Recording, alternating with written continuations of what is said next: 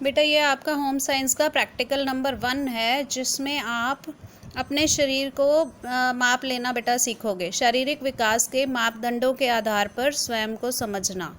तो आपने अपने बॉडी के अलग अलग एरियाज़ का नाप लेना है, ठीक है। जो आपने अपने कूल्हे का माप मतलब कि आपने अपने हिप्स का माप लेना है, छाती मतलब आपने अपनी चेस्ट का, और कमर का। कमर जो हमारे चेस्ट और हिप्स के बीच का पोर्शन हो गया, जिसमें सबसे कम चौड़ाई है वो हमारी कमर है। इसके अलावा आपने अपनी एज बतानी है, उसमें अपनी लंबाई नापनी है, अपना वज़न नापना है, यानी कि आपका भार कितना है, और उसके अकॉर्डिंग जो आपकी डेवलपमेंट हो रही है बॉडी की, उस सारे एरिया को माप करके आपने देखना है कि नॉर्मल डेवलपमेंट है या नहीं है, जितना इस उम्र में सबकी होनी चाहिए उतनी है या नहीं है। तो इसी तरह से जैसे लड़के हैं और साथ में लड़कियों ने अपने जो पीरियड्स आते हैं वो कौन सी एज में आए वो भी उन्होंने लिखने हैं। इसी तरह से लड़कों में दाढ़ी की शुरुआत कब होती है और आवाज़ में कब बदलाव आने लगता है वो बताना है। बालों और आँखों का रंग भी आप लोग अपना अपना बताएंगे कि काला है, भूरा है, कौन से रंग के बाल हैं।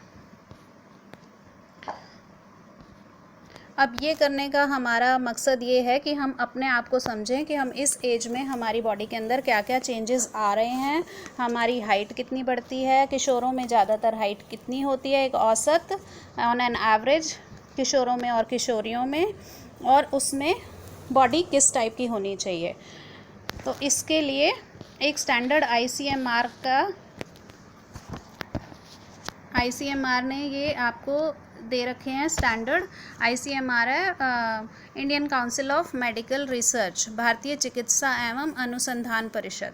उन्होंने सबके लिए एक एवरेज बना रखा है कि इस एज में, जैसे कि 13 साल की उम्र में किशोरों का भार 40.9 किलोग्राम होगा और लंबाई 153 सेंटीमीटर होगी। इसी तरह किशोरियों में भार 44 किलोग्राम होगा 13 साल की उम्र में और लंबाई 150 सेंटीमीटर होगी। तो अगर आपका भी जब आप नाप लेंगे तो इस 13 से 18 साल के बीच का इन्होंने सारा दिखा रखा है, कौन सी एज में कितना हाइट और कितना वेट होना चाहिए। अगर आपका भी उससे मैच करता है तो इसका मतलब आप एक नॉर्मल डेवलपमेंट हो रही है आपकी बॉडी में भी। माप लेने के लिए सारा कुछ यहाँ पर बुक में बताया हुआ है कि कमर का नाप कैसे लेना है, गर्दन का माप कैसे लेना है, हिप्स का और छाती का कहाँ से माप लेना है इंची टेप से। इसी तरह से गर्दन का भी लेना है और कंधों का भी लेना है। फिर उसके बाद आपने ये जो नीचे सारणी दे रखी है, शरीर के विभिन्न हिस्सों का माप एवं अन्य विवरण, इनमें आपने ये सारी इन्फॉर्मेशन भर देनी है। शारीरिक भार, बालों का रंग, रजोदर्शन यानी पीरियड्स की शुरुआत, छाती और वक्षस्थल का माप, लड़कों में दाढ़ी की शुरुआत और आवाज़ का बदलाव, ये किशोर करेंगे। आप गर्ल्स हो तो आप अपनी बॉडी का करेंगे।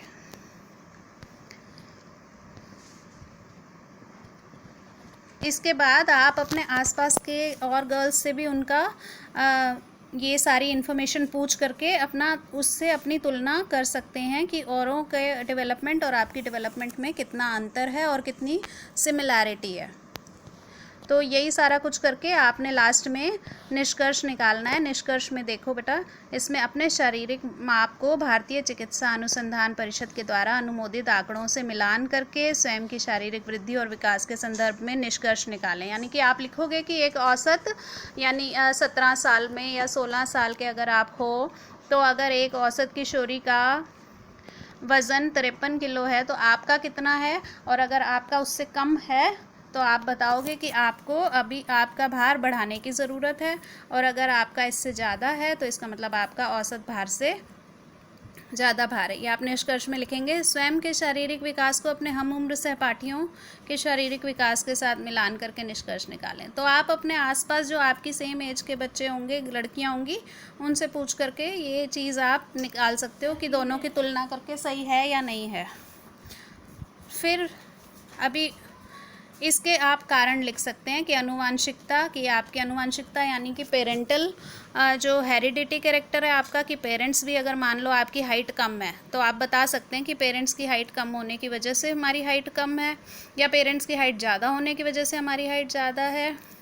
दूसरा, उनके बालों और आँखों का रंग भी वही है, इसलिए हमारे बालों और आँखों का रंग वही है। तो ये जो चीज़ें हमारे को पेरेंटल मिलती हैं उन्हें हम आनुवांशिकता कहते हैं। आसपास का वातावरण, यानी कि हम कैसे वातावरण में रह रहे हैं जिससे हमारी हाइट, वेट और बॉडी पे फ़र्क पड़ा हुआ है। आहार, कैसा खाना खा रहे हैं, हमें पूरा संतुलित आहार मिल रहा है या नहीं मिल रहा है। और मौसम, कैसा मौसम है हमारे आसपास, हम ज़्यादा बीमार पड़ते हैं, सही रहते हैं, और कौन से मतलब एरिया में हम रह रहे हैं। हम जैसे अब हम यहाँ पर प्लेन्स में रहते हैं, कई लोग पहाड़ पे रहते हैं, जो पहाड़ी लोगों की हाइट कम होती है। तो अपने अपने एरिया के हिसाब से, अपने अपने मौसम के हिसाब से हमारे अंदर क्या चेंजेस क्यों हैं, इसके कारण आपने लिखने हैं। ठीक है बेटा, तो ये आपका प्रैक्टिकल नंबर 1 है। कर लीजिएगा अपनी फ़ाइल में, फ़ाइल के पेजेस प्रैक्टिकल वाले ले लीजिए।